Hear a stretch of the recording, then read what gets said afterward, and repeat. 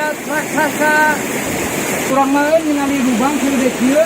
Padahal Amazon এমন এক জঙ্গল যেখানে প্রতিটা স্টেপ রহস্য দ্বারা পূর্ণ। বিশাল অ্যানাকোন্ডা থেকে শুরু করে অদ্ভুত জীবজন্তু, এগুলোতে কেবল 10% ভয়ঙ্কর রহস্য যাদের কেবল ক্যামেরায় বন্দি করা হয়েছে, কিন্তু এখনও 90% রহস্য রয়েছে যেগুলি এই জঙ্গলের কালো ছায়ার গভীরে লুকিয়ে রয়েছে। এই প্রাণীটিকে দেখুন, প্রথম দেখাতেই মনে হবে কোনো বিশাল বড় পাইথন সাপ, কিন্তু আপনার ধারণা ভুল। আসলে এটা একটা জায়ান্ট ইল। সবথেকে আশ্চর্যের বিষয় হলো এত বিশাল ইলটিকে কিভাবে তারা ক্যাপচার করেছিল। ব্রাজিলের কিছু মৎস্য শিকারী অ্যামাজন নদীতে জাল দিয়ে মাছ শিকার করছিল, হঠাৎ তাদের ফিশিং নেটে এই ইলটি ধরা পড়ে। প্রায় 250 বছর ধরে বিজ্ঞানীরা জেনে আসছে যে ইল মাছের 3টে প্রজাতি রয়েছে: electric eel, Varii electric eel আর ভোল্টা ইলেকট্রিক ইল। আর এই সকল প্রজাতির ইল অ্যামাজন নদীতেই পাওয়া যায়, কিন্তু তারা জানতো না যে আরও কত প্রজাতির ইল অ্যামাজন নদীর মধ্যে রয়েছে। আসলে এই মাছটির মধ্যে সুপার পাওয়ার আছে। এই ইলেকট্রিক ইল প্রায় 860 ভোল্টের বিদ্যুৎ শক দিতে পারে, আর এতটা ভোল্ট যে কোনো বড় প্রাণীকে কুপকাত করার জন্যই যথেষ্ট। এই বিদ্যুতের শক এতটাই পাওয়ারফুল হয়ে থাকে যে সোজা মানুষের রেসপিরেটরি সিস্টেমে ইফেক্ট ফেলে, এমনকি হার্ট ফেলিয়ারেরও আশঙ্কা থাকে। এই শকটি এতটাই গতিসম্পন্ন হয়ে থাকে যে এটা দিয়ে 40 ভোল্টের লাইট বাল্বও জ্বালানো যেতে পারে। উদাহরণ হিসাবে এই ফুটেজটি দেখুন, কিভাবে এই ছোট্ট প্রাণীগুলো তার থেকেও বহুগুণ সাইজের বড় প্রাণীকে ইলেকট্রিক শক দিয়ে হত্যা করছে। যখনই শক্তিশালী ইলেকট্রিক শকের প্রসঙ্গ আসে তখনই ইলেকট্রিক ইলের সাইজ ম্যাটার করে। যত বড় এদের সাইজ হবে তত বেশি ভোল্টেজ এরা জেনারেট করতে পারবে। কেবল বডি টাচ করলে এরা ইলেকট্রিক শক মারে না, এমনকি মেটাল দিয়ে টাচ করলেও এরা শক দিয়ে আপনাকে প্যারালাইজড করে দিতে পারে। এখন ভাবুন, এই বিশাল দৈত্য আকৃতির ইলেকট্রিক ইলটি কত ভোল্টেজের ইলেকট্রিক শক জেনারেট করতে পারত। ভাগ্য ভালো সেদিন এই ফিশারম্যানগুলো ইলেকট্রিক শক খায়নি, না হলে অন দ্য স্পট এরা মারা যেত। আজকের দিনে অ্যামাজন জঙ্গল কি পৃথিবীর সবথেকে ভয়ানক জঙ্গল হিসাবে বিবেচনা করা হয়, কিন্তু আপনি কি জানেন এই পৃথিবীতে অ্যামাজনের মতোই আরও একটি ভয়ানক জঙ্গল রয়েছে, the Congo rain forest. Central আফ্রিকায় অবস্থিত কঙ্গো জঙ্গল এতটাই বিশাল যে এর ভিতর 20টা ইউনাইটেড কিংডমকে রাখা যাবে। এই জঙ্গলটি সাইজে যতটা বড় তার থেকেও বেশি ভয়ানক আর রহস্য দিয়ে পূর্ণ। 1959 সালে কর্নেল রেমি ভ্যান লিয়েডার, যিনি বেলজিয়াম এয়ারফোর্সে সার্ভিস করতেন, মিশন সম্পূর্ণ করে তার মিলিটারি বেস ক্যাম্পে ফিরছিলেন। তার জার্নিটি ছিল কঙ্গো জঙ্গলের উপর দিয়ে।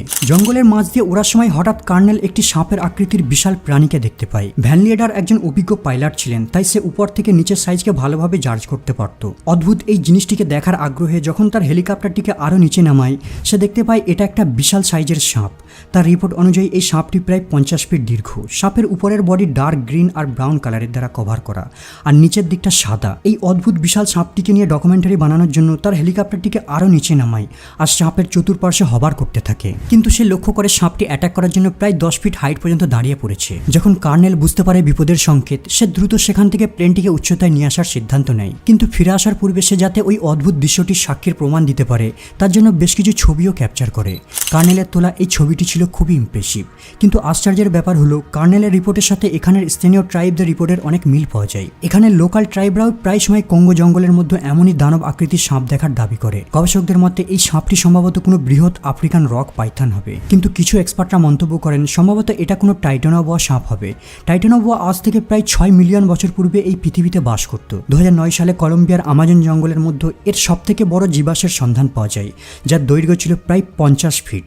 একটা সময় এই সাপটা কঙ্গো আর আমাজন জঙ্গলের মতো উষ্ণ আর আর্দ্র এলাকায় বাস করা পছন্দ করত, আর তারা বিশাল বড় সাইজের প্রাণীদের ধরে শিকার করে খেত। টাইটানোবোয়া সাইজে বৃহৎ হওয়ার কারণ হলো 6 মিলিয়ন বছর পূর্বে পৃথিবী ছিল আরও বেশি উষ্ণ, আর এই সময় অক্সিজেনের লেভেল ছিল অনেক হাই, আর এটাই হলো সাপেদের বেঁচে থাকার জন্য উপযুক্ত পরিবেশ। উষ্ণতা বেশি হওয়ার কারণে তারা বেশি খেতে পারত, তাই তারা সাইজেও অনেক বড় হতো। আর বাতাসে বেশি অক্সিজেন থাকার কারণে সেই সময় সাপেরা ভালোভাবে শ্বাস নিতে পারত, যা তাদের সাইজে বড় হতে সাহায্য করত। কর্নেলের এই ফটোটি দেখে আর স্থানীয় ট্রাইবদের রিপোর্ট অনুযায়ী কিছু গবেষকরা মন্তব্য করেন হয়তো এখনও কঙ্গো অথবা অ্যামাজন জঙ্গলের গভীরে এই টাইটানোবোয়াদের অল্প কিছু প্রজাতি জীবিত রয়েছে। এই দুটো জঙ্গলের বেশ কিছু পার্ট এখনও পর্যন্ত অনাবিষ্কৃত, হয়তো এই জঙ্গলগুলির অপরিচিত পার্টগুলোতেই এরা বাস করে। কঙ্গো জঙ্গলটি রহস্যময় হওয়ার কারণ হলো এখানে এমন কিছু প্রাণীদের দেখা গেছে যাদের অস্তিত্ব লক্ষ বছর পূর্বে ছিল। এদের মধ্যে একটি রহস্যময় প্রাণী হলো জায়ান্ট স্পাইডার জাবা ফপি। এই দানব মাকড়সাটির সম্পর্কে এখানে লোকাল ট্রাইবরা প্রায় সময় রিপোর্ট করে থাকে। এই মাকড়সাটির সাইজ প্রায় একটি 5 বছরের বাচ্চার সমান হয়ে থাকে, আর এরা পাগুলোকে 1 মিটার দূরত্ব পর্যন্ত প্রসারিত করতে পারে। এরা অনেকগুলি গাছ নিয়ে জাল বুনে থাকে। এদের জাল এতটাই শক্তিশালী হয়ে থাকে যে এরা কেবল জাল দিয়ে ছোটখাটো প্রাণীকেই ফাঁদে ফেলে না, মাঝে মাঝে মানুষও এদের জালের ফাঁদে পা দিয়ে জড়িয়ে পড়ে। স্থানীয় ট্রাইবদের মতে এই স্পাইডারগুলো গাছের শিকারের নিচে শৃঙ্গ তৈরি করে পাতা দিয়ে নিজেদের সেখানে কভার করে রাখে, আর যখনই কোনো প্রাণী প্রাণী তাদের জালে আটকে পড়ে সঙ্গে সঙ্গে তাদের হিডেন প্লেস থেকে বেরিয়ে তার উপর আক্রমণ করে। 1990 সালে যখন ইংল্যান্ড থেকে কিছু মিশনারি এখানের বাঁকা ট্রাইবদের সঙ্গে নিয়ে এই কঙ্গো জঙ্গলটি এক্সপ্লোর করছিল, হঠাৎ British missionary author John James আর তার সঙ্গীরা একটি বিশাল মাকড়সার জাল দেখতে পায় আর তারা সবাই ওই মাকড়সার জালে জড়িয়ে পড়ে। তারা লক্ষ্য করে হঠাৎ কোথা থেকে 1 মিটার লম্বা একটি মাকড়সা তাদের দিকে অ্যাটাক করতে আসছে। অথরকে এই মাকড়সাটি কামড়ও দেয়, যদিও তারা মাকড়সাটিকে পিস্তল দিয়ে শুট করে সেখান থেকে পালিয়ে যেতে সক্ষম হয়, কিন্তু পরবর্তীতে মাকড়সার কামড়ে তার শরীর ফোলা শুরু করে আর প্রচন্ড ব্যথা অনুভব করতে থাকে। আর এই ঘটনার 1 সপ্তাহ পরেই সে মারা যায়। আর